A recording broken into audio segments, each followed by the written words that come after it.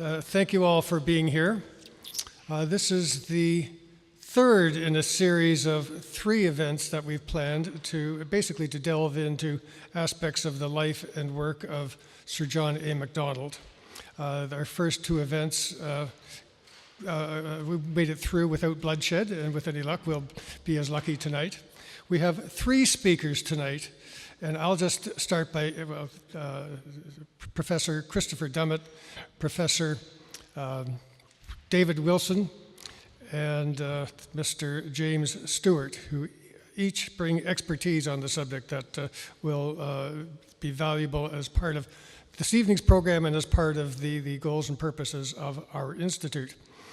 The overall theme of this evening's discussion is presentism in the study of history, and Professor Dummitt will have a bit more to say on that in a moment. So let's just get straight to it. Chris Dummitt is a professor of history at Trent University. He is particularly well qualified to speak to this subject tonight. He's spoken at one of our other events last spring, and I invite Professor Dummitt to take this microphone away from me and get this evening started. Chris Dummitt from Trent University.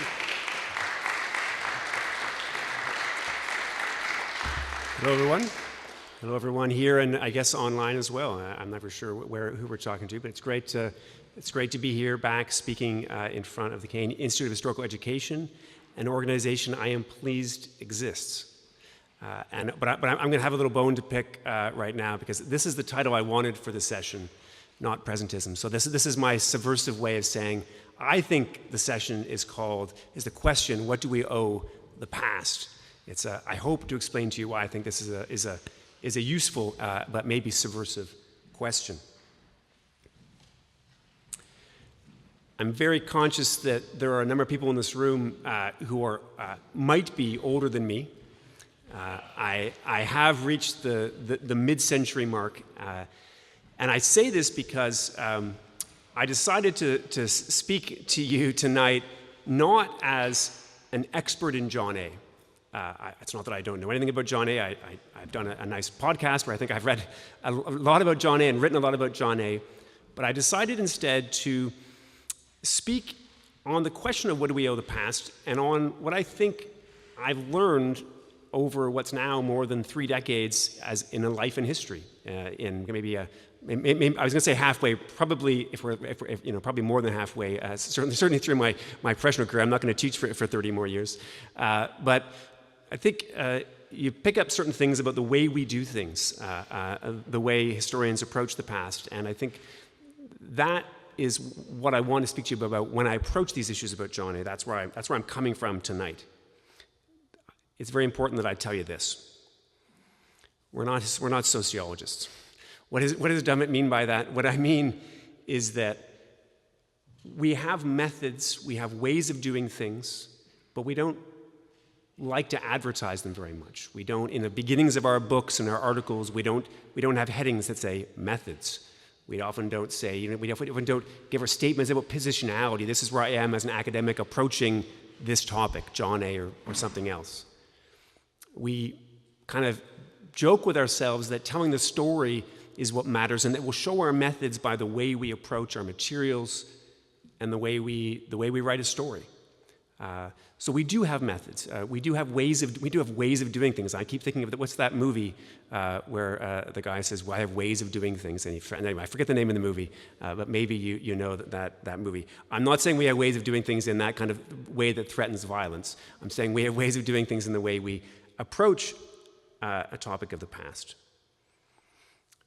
I think I can say this. I think maybe this is too dramatic a word. We fetishize the original, the way I put it up there. We want to get as close to the past as we can.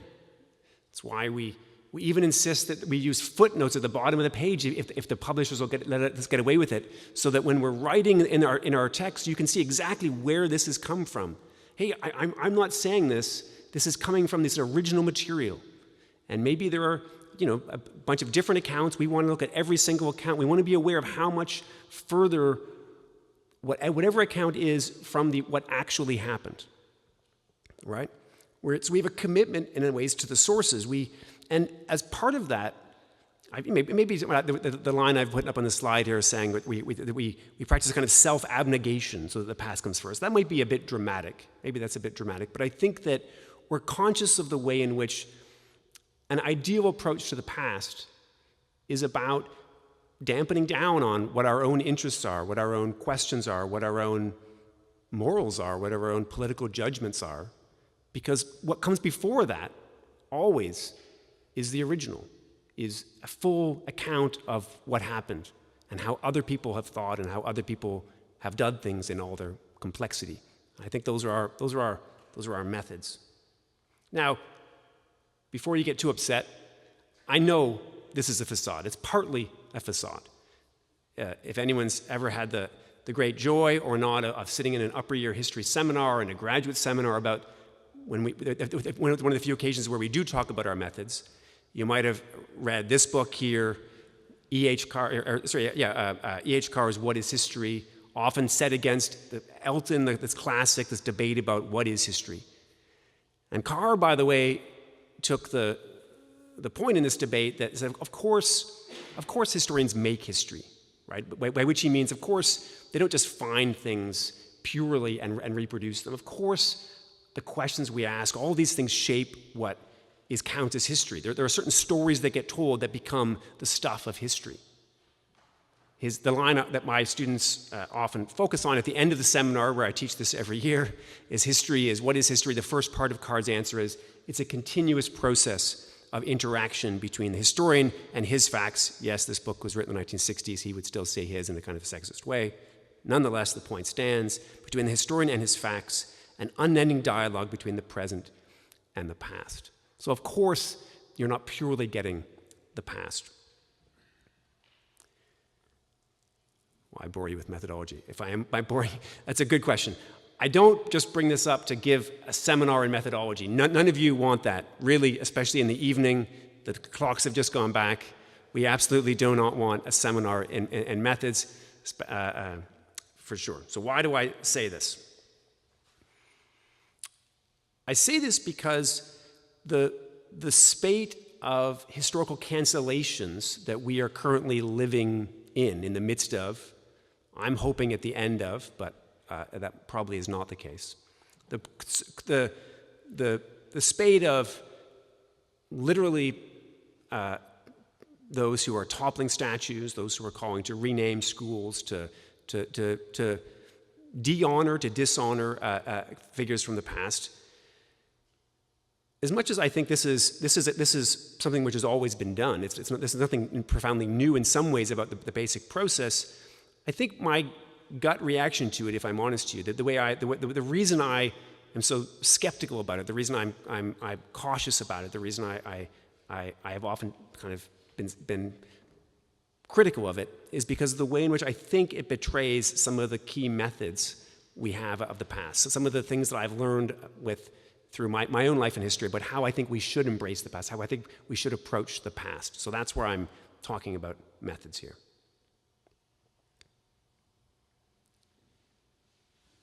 So yes, obviously, history changes. Revisionist history is not bad history. I want to emphasize that. Revisionist history is sometimes great history. I've written what I think of as our revisionist historical books and articles.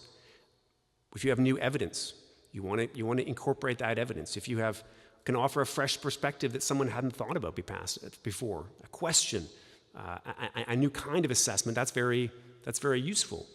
And maybe you want to overcome the kind of blind spots of the past, the kind of prejudices, the stereotypical assumptions about peoples and places and ideas, and want to open things up. And I think we should, as historians, we do welcome those fresh perspectives. So it's not like we don't want a new perspective on the past. I think we always do. I'm sorry this is an American example. But I think what concerns me is the way the current spate of cancellations betrays, in a sense, what I've kind of called the JFK principle, this line that many of you probably know, when he gets up and says, I think it's at the inauguration, ask not what your country can do for you, ask what you can do for your country. It's a noble sentiment. I think it continues to be a noble sentiment.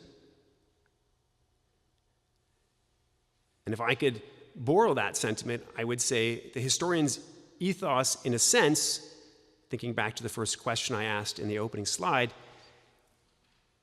is that this is the historian's ethos. Ask not what does the past owe you, but what do you owe the past?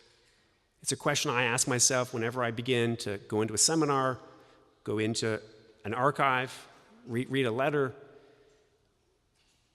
And I think what I owe the past is the ability to go to the original, to try to understand it, try to fundamentally convey what it absolutely means, and that involves a kind of process, as I said, of kind of self-abnegation, of kind of putting down to the self, conscious always that that's not entirely possible. Sometimes it's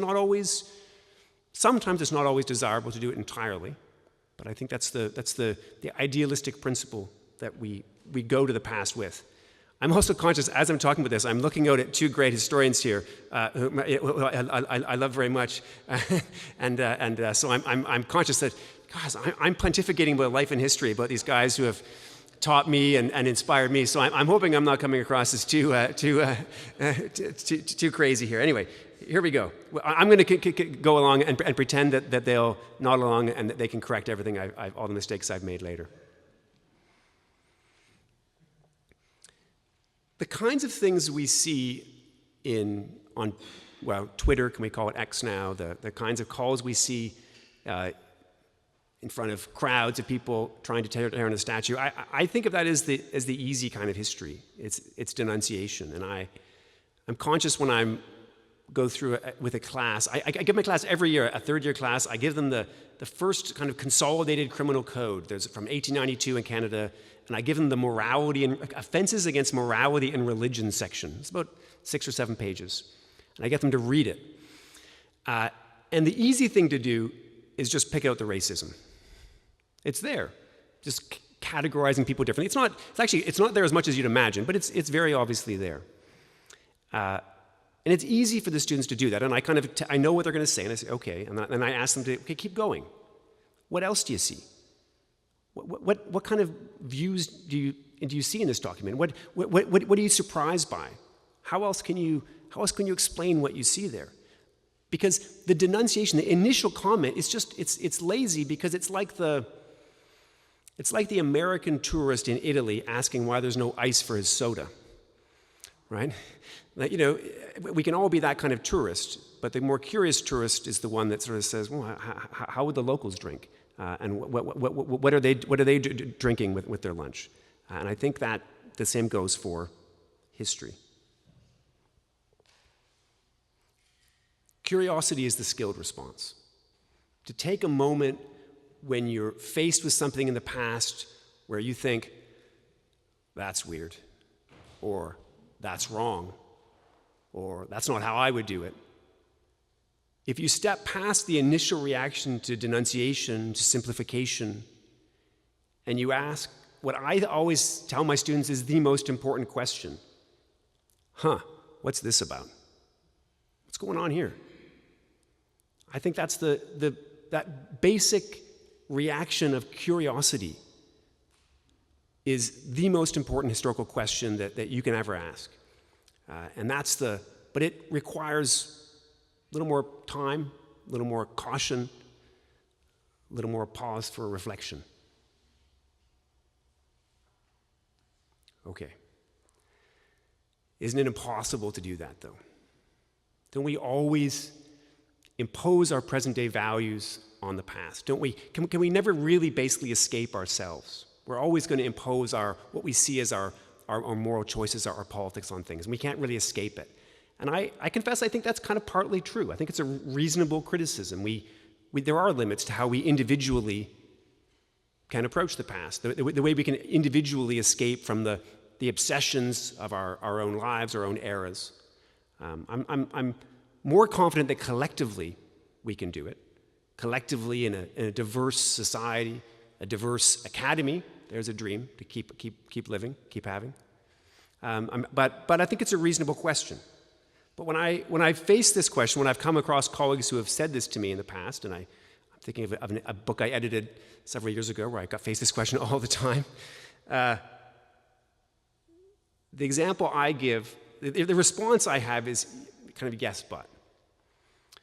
We know that surgeons can't, and well, maybe not the surgeons, the staff and the nurses can't perfectly clean all the surgical utensils, right? There's always the chance that when you go into surgery, hopefully you don't go into surgery, that you're going to get an infection when you're there, right? They can't perfectly create the perfect environment for them to open up your chest and put their hands in there and do what they need to do. But that doesn't mean we don't wash the utensils. That doesn't mean you don't try to make the situation as sterile as possible. That doesn't mean you don't have that, as one historian put years ago, the title of a book, the noble dream that you can achieve that. You're always conscious that you're conscious that it's impossible, but conscious that the goal of trying to achieve it is what matters the most.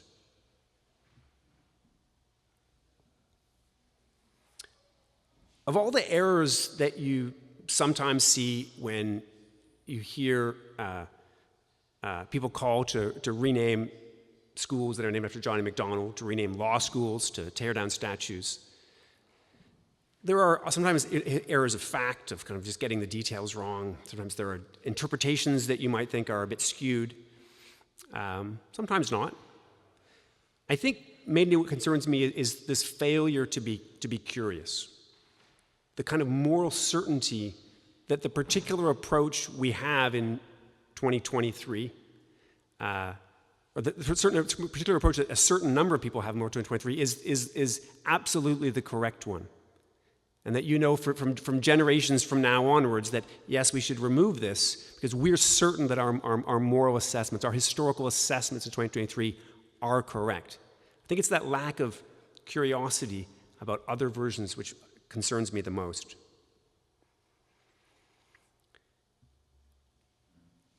A historical education is a lesson in humility. I got a confession to make. I was kind of an arrogant prick as a master's student.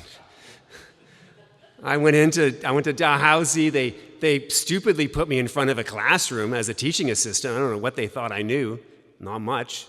But I was sure I knew everything because I'd gotten straight A's, and I must have known a lot. And I went into the classroom, and I marked hard because how can these people not write? What kind of idiots are they? And I was terrible. I was terrible. And then you do your master's, and that's kind of humbling. And then you go into the PhD, and you spend the first year or more of your PhD reading, in my case, 150 books, 3 different fields, 50 books each. And then you're conscious at the end of that, those 50 books are only scratching the surface of this field, right? There's barely anything that's there. And then you could go to do your research with the PhD. You spend years, in my case, too many years, researching the thesis that becomes the book. And at the end of it, I came out, I may have still been a prick. The courts, the jury's out on that.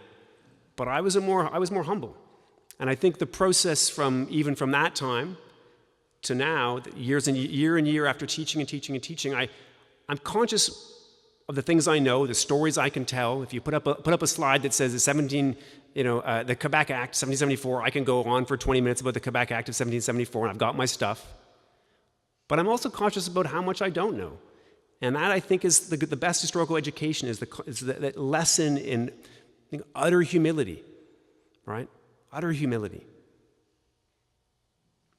So, what I see, I'm approaching-ish the end. I'm not there, but we're getting there. Just in case you're worried, David, you're coming. What worries me is the certainty of the attacks on figures like Johnny MacDonald and Ryerson and Henry Dundas and others.